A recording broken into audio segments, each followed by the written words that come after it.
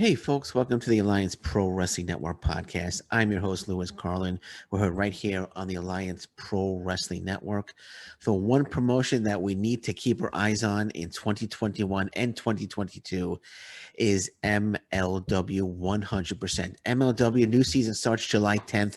Battle Riot 3, lots of great talent. The winner of Battle Riot 3 gets a shot at World Heavyweight Champion Jacob Fatu, and it's going to be Alexander Hammerstone. He's been wanting to get a title shot for a while, but that's my pick to win Battle Riot 3. But lots of great talent in Battle Riot 3. Also have Richard Holiday against King Huertas for the Caribbean Championship. Sorry, Holiday, but you're going to be losing that title to King Huertas. But lots of great stuff happening in MLW, not just Battle Riot 3. They have this 2021 Open Draft going on right now, and they are bringing in some really top, young, fresh faces into MLW. Court Bauer is an absolute whiz. He's absolutely fantastic in discovering undiscovered talents and bringing them into MLW and showcasing them to the wrestling world. Jacob Fatu was definitely one. Richard Holiday was another. Alexander Hammerstone, I've mentioned all the names. The Von Erichs, Myron Reed. Who else has he brought in? Calvin Tankman.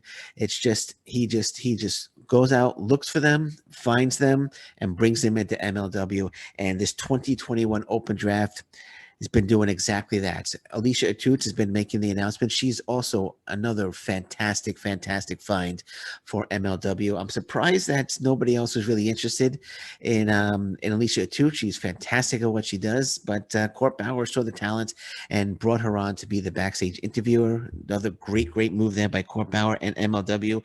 But back to the 2021 Open Draft, they're bringing in some top names. First off, the biggest name that they're bringing in is Davey Richards. Davey Richards left Impact Wrestling to pursue a career in to become a paramedic, if I'm not mistaken. But he's decided to come back to professional wrestling. He could have probably signed anywhere, Ring of Honor or Impact Wrestling. I'm sure there was interest was there, but he chose MLW. So he's coming back to MLW. He signed a contract with them, and his first match at Battle Riot will be against TJP, which is going to be just a tremendous match. Also MLW bringing in Court Bauer, discovering these talents. EJ Naduka, Aramis, Lee Moriarty, who I'm so excited about. Impact Wrestling just dropped the ball on Lee Moriarty. They had him on for one explosion show, and that was it. You never saw of him again. But Court Bauer sees the talent in Lee Moriarty and has brought him in as well. I think he's a free agent. I don't think he signed a contract with MLW, but he's going to be on a number of MLW shows. Alex Kane and Aries as well being brought in. So these are 1, 2, 3, 4, 5. And if I missed anybody, I apologize. But that's 5 brand new, fresh, young faces that they're bringing in to MLW that are undiscovered talents. And Court Bauer sees the talent that they have. He's bringing them in, and they're going to light it up. They are going to light it up in MLW. I've watched all these guys on YouTube. I've seen matches, including all of them, and they are just going to light it up. Aramis, so talented. Lee Moriarty, I mentioned, extremely talented. Alex Kane, the suplex master, also coming in. Aries, these are top talented. I shouldn't say top, but they're top young talent on the indie scene is what I should say. EJ Naduka as well, a former NXT wrestler, now coming to MLW. So Court Bauer, he's, like I said, he knows what the hell he's doing. And I tip my hat to Court Bauer for bringing in these guys. And you got to think about what's on their on who's on their roster right now. I mentioned Jacob Fatu. Jacob Fatu, one of the best wrestlers in the world right now, and he's in MLW. He's the MLW World Heavyweight Champion. I think he's held the belt for over 600 or 700 days. Alexander Hammerstone is the openweight champion as well, trying to get a title shot against Jacob Fatu. That's been going on for about a year and a half, and Joseph Samael has been denying him a shot at Jacob Fatu, but now we have the Battle Riot. Alexander Hammerstone was the first entrant to that, so we all know Alexander Hammerstone is going to win the Battle Riot, and he's going to finally get his shot against Jacob Fatu, and that's going to be a match for the ages. I cannot wait for that one. Tom Lawlor also on the roster. So in addition to all the young fresh talent they bring in, there's some really top talent that they have. in MLW. Again, the Von Erichs, Marshall and Ross Von Erich, L.A. Park, King Muertes, also part of, he just signed a 3-year deal with MLW. Calvin Tankman, I mentioned. TJP, I mentioned as well. Who else do we have? Kevin Koo, Savio Vega, L.A. Park Jr., Gringo Loco, Senshi also on the roster. So MLW has an incredible roster of very, very talented wrestlers. And some of them are a little older than others, but they're all just top talent. Dominic Guarini, also a up-and-coming talent. Buku Dao, I should say. I'm sorry. Another up-and-coming. I'm not completely sold on Dao yet, but he's a work in progress. But MLW definitely the promotion to get excited about in 2020. I can't wait for Battle Riot. That's going to be such a great show. I'm not sure if it's going to be on YouTube or if it's going to be on Fight TV. If it's a TV taping and it's broken down, we get like 6 weeks of tapings from the 2300 arena.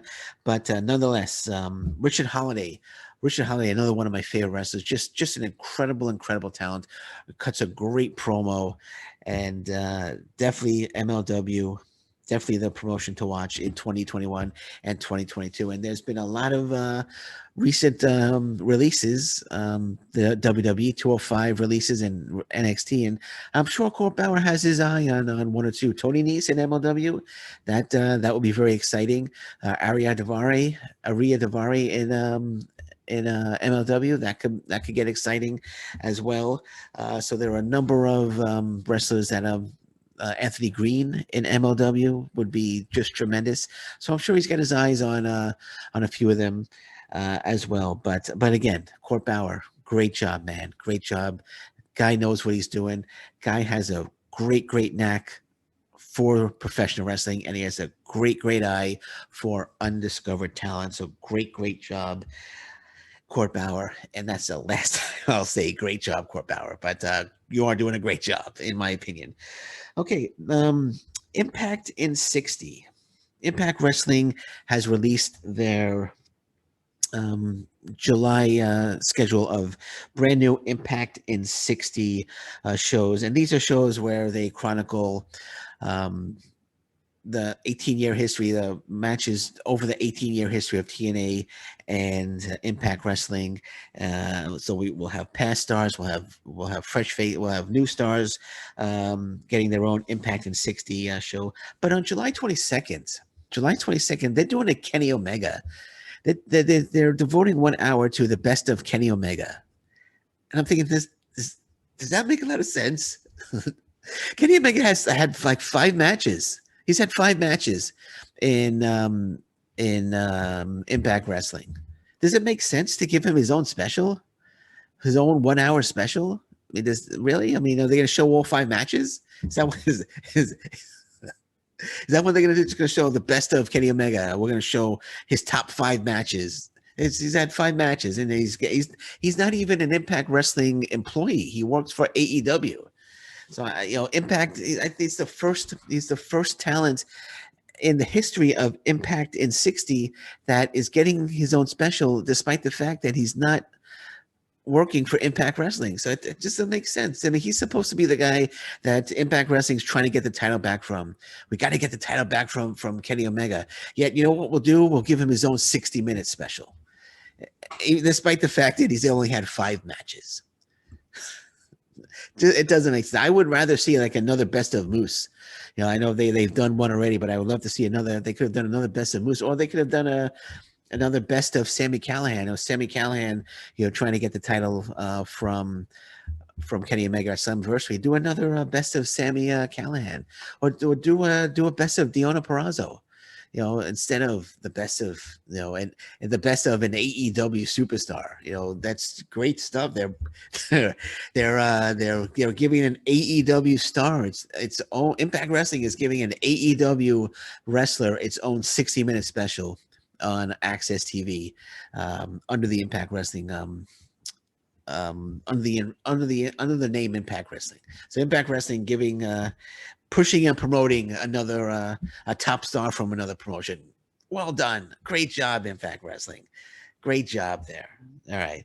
So Tom Lawlor has his next challenger for the New Japan Pro Wrestling Openweight Championship. He just defeated Carl Fredericks on Friday to successfully defend his second successful defense of the New Japan Pro Wrestling Openweight Championship. After that match, Satoshi Kojima, New Japan Pro Wrestling legend, Satoshi Kojima came out and challenged Tom Lawlor for the title. So Satoshi Kojima is the next challenger for Tom Lawlor and his New Japan Pro Wrestling Openweight Championship. And that's something that I, for one, am definitely looking forward to. I don't think Kojima is going to take the belt off him.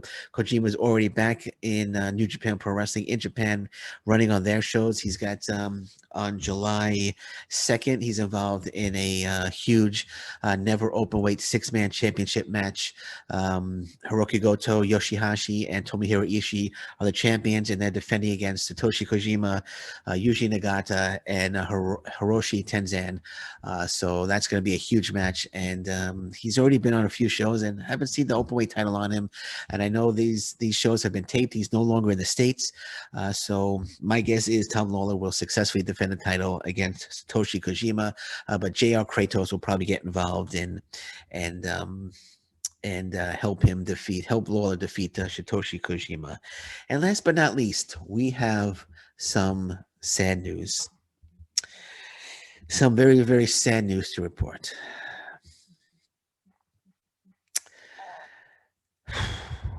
Alberto Del Rio made the announcement that he's leaving MMA.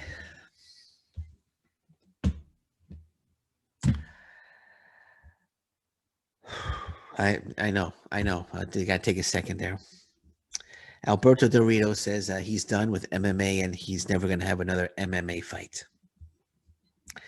And the only thing I can say about that is, who cares?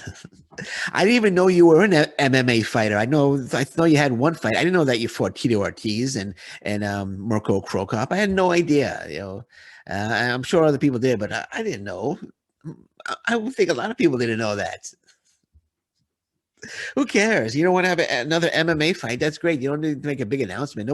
Nobody cares. In my opinion. Well, maybe a few people care. In Alberto Del Rio's immediate family, maybe they care, but Lewis Carlin, I don't care. Who cares? You want to leave MMA? Leave MMA. Great. On that note, I'm going to say thank you very much for listening to me today. I'm Lewis Carlin. This is the Alliance Pro Wrestling Network podcast. And until next time, thank you very much. Take care. Bye-bye. Stay safe, everyone. So long. Bye-bye.